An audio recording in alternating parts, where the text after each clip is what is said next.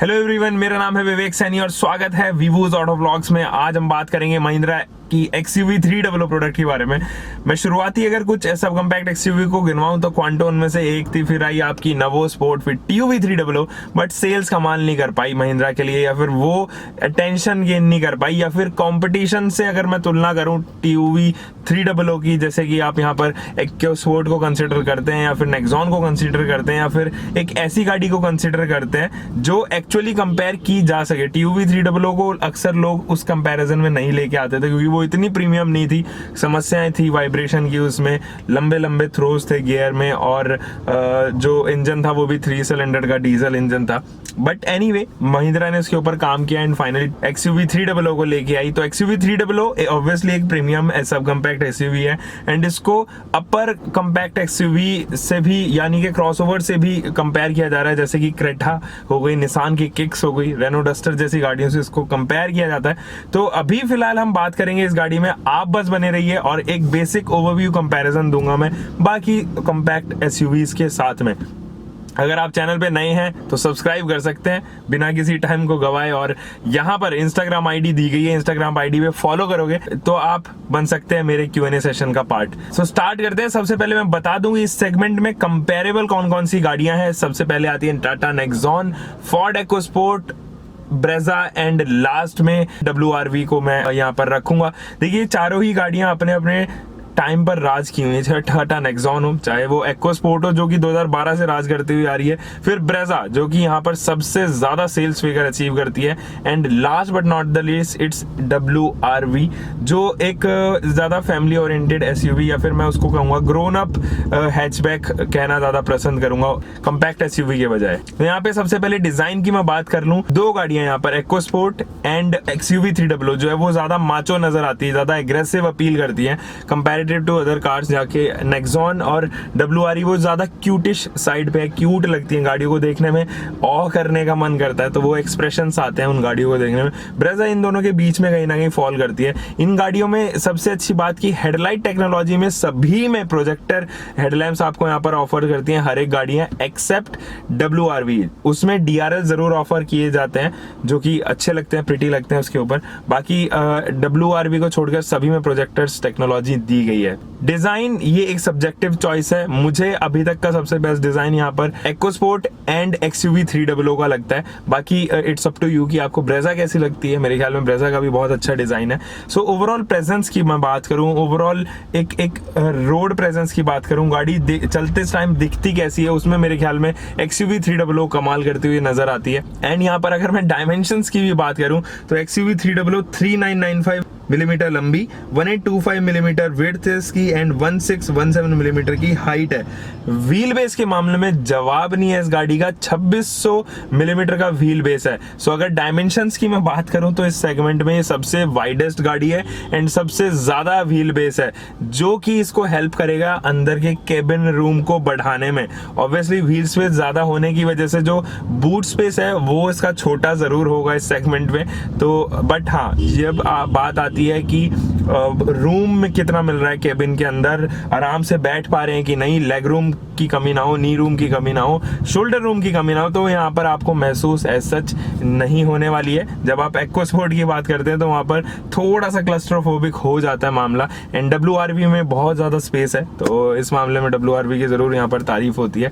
And overall अगर मैं बात करूं केबिन रूम की, तो इस गाड़ी में अच्छी खासी केबिन रूम होने वाली है कंपैरेटिव टू इसके कंपटीशन के। देखिए, गाड़ी में टायर साइज की मैं बात करता हूं, यहाँ पर अगर मैं इस गाड़ी की बात करूं तो रेडियल 17 इंचेस के टायर्स हैं। इसके अलावा एक्को स्पोर्ट में भी आपको S ट्रिम में 17 इंचेस के टायर्स मिलते हैं, लेकिन प्रोफाइल जो है उनकी लो हो जाती है। 205/60 रेडियल 17 इंचेस के टायर्स हैं, एस्पेक्ट रेशियो जो है वो कम हो जाता है। यहाँ पर अगर मैं बात करूं XUV 300 की तो 215/55 रेडियल 17 इंचेस के टायर्स हैं, जो इस सेगमेंट में सबसे बड़ा जो मैं कहूंगा रिम साइज होगा। होगा। तो एक नेक्सॉन के टायर्स काफी वाइड है, 215 डायमेंशन के आते, बस उसका जो रिम साइज है वो जरूर यहाँ पर छोटा होता है। सो टायर्स में एक और चीज मैं बात कर लूँ, अब टायर्स की बात उठी है तो यहाँ पर डिस्क ब्रेक जो है वो रियर में ऑफर करती है, जबकि इस सेगमेंट की किसी भी गाड़ी में या अपर सेगमेंट की भी मैं बात कर लूँ तो डिस्क ब्रेक्स यहाँ पर कोई भी गाड़ी ऑफर नहीं करती है। ऑब्वियसली जब टायर साइज या फिर रिम साइज बढ़ रहा है तो आपको इसकी हैंडलिंग एंड कंफर्ट ये दोनों ही बढ़ते हुए नजर आएंगे।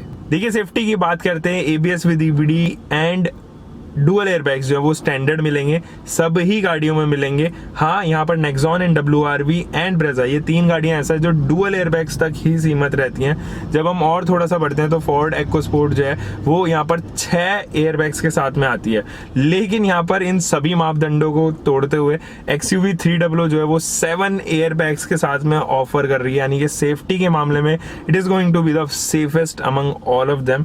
अगर मैं यूरो एनकैप रेटिंग्स की बात करूँ तो 4 आउट ऑफ 5 ये अचीव करती है यूरो एनकैप में। टिवोली की मैं बात कर रहा हूँ स्पेशली, तो जो कि ग्लोबल एनकैप में कन्वर्ट होते हुए मेरे ख्याल में 5 आउट ऑफ 5 मिल जाने चाहिए इसको, और रीजन भी यही है।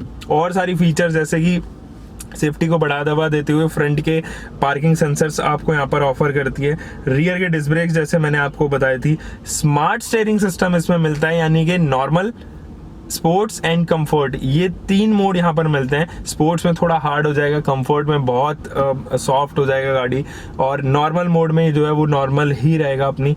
हिल launch assist, electronic stability program and 3 point seats जो है वो 3 पॉइंट सीट्स जो है वो रियर के जो पैसेंजर्स होते हैं उनका मिड वाली जो सीट होती है उसमें 3 पॉइंट सीट्स नहीं मिलती हैं, सीट बेल्ट की मैं बात कर रहा हूँ, तो यहाँ पर वो भी ऑफर की है। साथ ही साथ रियर के सीट बेल्ट रिमाइंडर यहाँ पर ऑफर कर रही है महिंद्रा, क्योंकि ऑब्वियसली इसकी सेफ्टी लेवल को कहीं दूसरे लेवल पे लेके जा रही है। सो सेफ्टी के मामले में hats off to Mahindra and touchwood ऐसी सेफ्टी फीचर्स वो आगे भी देती रहे। XUV 300 के इंजन स्पेसिफिकेशंस की बात कर लेते हैं। 1.5 लीटर का जो डीजल इंजन है वो 115 bhp की पावर प्रोड्यूस करता है 300 न्यूटन मीटर टॉर्क के साथ में, जो कि यहाँ पर सबसे पावरफुल डीजल इंजन है, और इस सेगमेंट में और जितनी भी गाड़ियां वो इससे कम पावर्ड है।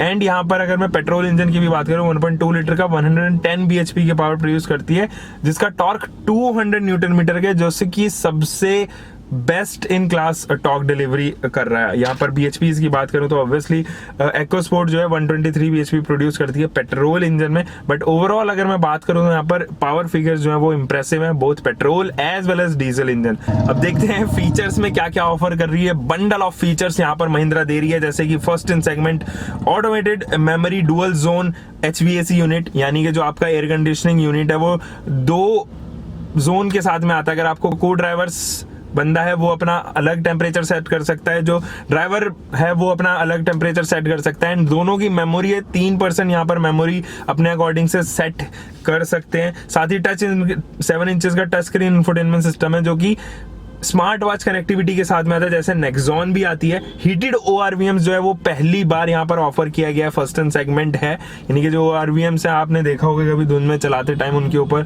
मॉइस्चर जम जाता है, तो वो हीटेड ORVM से वो सब रिमूव हो जाता है, एक डिफॉगर टाइप का वहाँ पर लगा होता है। फर्स्ट इन क्लास है, dual disc, obviously 7 air bags हैं, फ्रंट के पार्किंग सेंसर्स हैं, फर्स्ट इन क्लास हैं।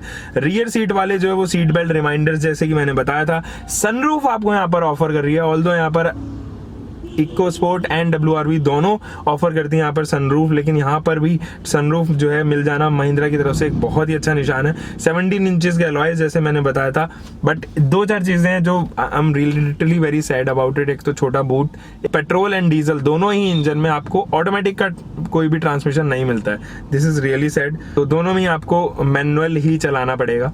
सो ओवरऑल एक बहुत अच्छा पैकेज है मेरे ख्याल में महिंद्रा जो यहाँ पर ऑफर कर रही है, जिसमें बेहतरीन लुक्स, बेहतरीन इंजन, बेहतरीन फीचर्स की जो लिस्ट है वो अपडेट करके दी है इस बार महिंद्रा ने। और सर्विस नेटवर्क की आपको यहाँ पर बिल्कुल भी कहीं नजर नहीं आएगी, क्योंकि हर नुक्कड़ पे आपको या एक सिटी में तो आपको महिंद्रा का सर्विस सेंटर मिल ही जाता है। बस इंतजार है इसकी प्राइसिंग का। प्राइसिंग अगर यही कुछ 7.5 लाख रुपीज से लेके 11.5 लाख रुपीज तक जाती है तो मेरे ख्याल में बहुत अच्छी प्राइसिंग होगी, बहुत एडिक्वेट प्राइसिंग प्राइसिंग होगी जो फीचर्स ये ऑफर कर रही है इस सेगमेंट में। बाकी अगर प्राइसिंग बढ़ी और यही कुछ 8.5 के आसपास गई तो क्रेटा एंड किक से इसका कंपैरिजन होना बहुत निश्चित है। अच्छा, क्रेटा से याद आया कि इसके साथ में अगर कंपैरिजन करना है क्रेटा का भी, तो आप मुझे कमेंट सेक्शन में बताएंगे कि ऐसा ही कुछ कंपैरिजन आपको क्रेटा के लिए चाहिए कि नहीं चाहिए, एंड ये भी बताएंगे कि इसकी एग्जैक्ट प्राइसिंग कितनी होनी चाहिए। आप मुझे इंस्टाग्राम पर भी फॉलो कर सकते हैं, here is the Instagram ID.